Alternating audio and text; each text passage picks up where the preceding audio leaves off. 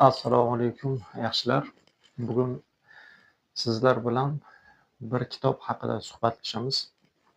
Bu kitob 12 kunda yozilgan, ammo qariyb 60 yildirki o'zining o'quvchilarini hamon qalbini zabt etib kelayotgan asar hisoblanadi. Bu asar Jose de Mauro Vasconcelosning Azizim Portaxol asari. Bu asarni menda turkcha ko'rinishi varianti bor, ammo o'zbekchasini topolmadim. Buning uchun uzr. Asarni mavzusi haqida gaplashishdan avval yozuvchi haqida biroz to'xtalib o'tmoqchiman. Jose de Mauro Vasconcelos braziliyalik yozuvchi, 1920-yilda tug'ilgan. Yoshligi juda ham qiyinchilikda o'tgan, ya'ni faqirlikda kechgan. Hayoti davomida turli ishlarni qilgan, o'sha boks murabbiychiligi, dalada ishchi sifatida ishlash, suzish to'garaklarida qatnashish va hokazo va hokazo, savdo bilan shug'ullangan. Ya'ni faqirlik nimaga majbur qilgan bo'lsa, buni barchasi bilan mashg'ul bo'lgan inson. Ammo yozuvchilikka qobiliyati borligi sababli va bunga muhabbati sababli asarlarda yozgan. Yozuvchining asarlari ichida eng mashhuri o'sha suhbatimizning mavzusi bo'lgan Azizim Portaxol asari hisoblanadi. Asar 1968-yilda 12 kun davomida, yuqorida aytganimdek, 12 kun davomida yozilgan.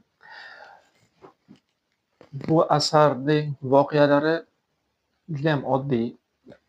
5 yoshli Zeze ismli bolaning hayoti hikoya qilinadi. Oilasi faqirligi sababli Zeze boshqa bir mahallaga ko'chib o'tishga majbur bo'ladi oilasi bilan va u yerda qahramon yoshgina apelsin daraxtini, ko'chatini topib oladi va u bilan do'stlashadi.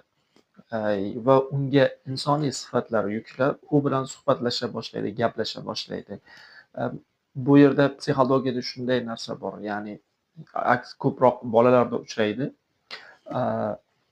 O'sha jonsiz narsalarga insoniy sifatlar yuklab, ular bilan muloqot qilish.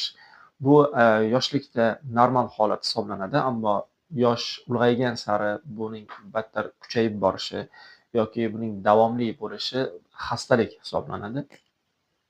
Bizning qahramonda bu o'sha yolg'izlikdan,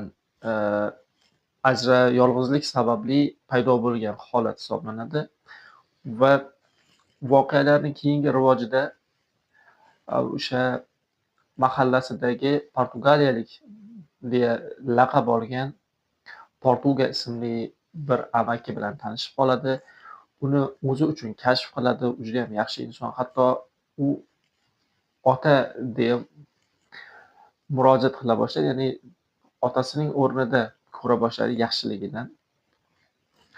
Va bir kuni shunday voqea bo'ladiki, Portugani Zeze yo'qotadi. Ya'ni Portuga halokatga uchraydi va bu orada o'sha o'zi suygan apelsin daraxtining yo'l qurilishi sababli chopilishi haqidagi gap ham qulog'iga yetib keladi va bu Zeze uchun katta bir travma bo'ladi. Uzoq vaqt xasta bo'lib qoladi va bu narsalar uning bolalik olamidan chiqib ulg'ayishga majbur qiladi. U jisman 5 yoshlik bola, lekin qalban, ruhan kattalardek bo'lib qoladi. Ya'ni bolalik qalbini o'sha nuqtada yo'qotadi. Buni asarni o'qish davomida o'zingiz ham sezishingiz mumkin. Asar juda ham ajoyib. Men albatta o'qishni tavsiya qilaman. Men asardan ba'zi iqtiboslar keltirsam, dard chekmoq. Nima ekanini endi anglamoqda edim. Dard chekmoq hushingdan ayrilguninggacha kaltak yeyish emas edi. Oyoqdagi shisha parchasi yetkazgan jarohat yerini tikish emas edi. Aslida dard qalbni boshdan og'riqli dard ichida bo'g'ilib, insonning hech kimga sirini aytolmasdan o'lishini orzu ettirgan narsa edi dard, deya yozadi yozuvchi. Bu bilan nima demoqchi? Jismoniy darddan ko'ra voqea hodisalar ta'sirida qalbga yetgan jarohat asl darddir va biz e'tibor beradigan bo'lsak, bizning qalbimizga yetgan butun jarohatlarning sababi katta ehtimolda boshqa bir insonlar bo'ladi va ayni o'sha dardni xuddi o'sha insonlarga anglatolmaslik dardi esa bu juda ham og'ir hisoblanadi. Bu yerda Zeze qalbidagi kechinmalarni, qahramon qalbidagi kechinmalarni u qadar chuqurki anglata olmaydi va anglata olmaslik dardi uni qiynaydi va bu aslida butun insonlarda bo'ladigan holat hisoblanadi. Yoki boshqa bir o'rinda yozuvchi shunday deydi: uni o'ldiraman. Uni qalbimda o'ldirmoqni nazarda tutyapman. Shu o'rinda qalbda o'ldirmoq iborasi juda ham qiziq. Chunki qalbda o'lish nima degani? Qalbda o'lish bu biz qarshimizdagi insonga yuklagan ma'nolardan voz kechish degani. Masalan, bir insonga do'st degan ma'no yuklaymiz. Unga do'stlik ma'nosini beramiz. Kun keladi, bir kun u ma'noga loyiq emasligini, u ma'noga mos emasligini ko'rsatadi bizga. O'shanda biz anglaymizki, men seni do'stim deb bilgandim, ammo aslida unaqa emas ekan. Ya'ni biz unga bergan ma'noni qaytib olganimizda va yoki unga bergan ma'noda biz yanglishlikka yo'l qo'yganimizda, anglaganimizda qarshimizdagi inson biz uchun do'st sifatida, yaqinimiz sifatida, sirdosh sifatida va hokazo va hokazo lar sifatida bizda o'ladi. Bu o'lish esa jismoniy o'lishdan-da qo'rqinchlidir, yomondir deb o'ylayman. Asarda bunga o'xshash juda ko'p iqtiboslar bor, voqealar juda ham ta'sirli. Asarni o'qishni tavsiya etaman.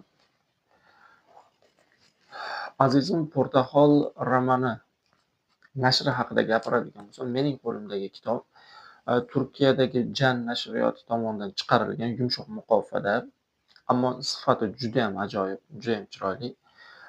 O'zbek tilidagi nashrini men shu kunlarda topolmaganim uchun hozir sizlarga ko'rsata olmayapman. Ammo o'zbek tilidagi nashri haqida gapiradigan bo'lsam, o'zbek tilidagi nashri ham yomon emas.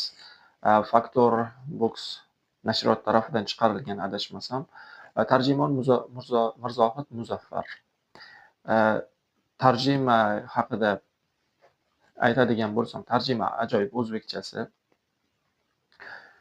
Kitob nashri ham ajoyib bo'ladi, yomon emas. Va men bu asarni hammangizga o'qishni tavsiya etaman. O'qib, izohlarda fikrlaringizni yozib qoldirsangiz, barchamiz uchun manfaatli bo'lardi. So'zim oxirida shunday tugatmoqchiman.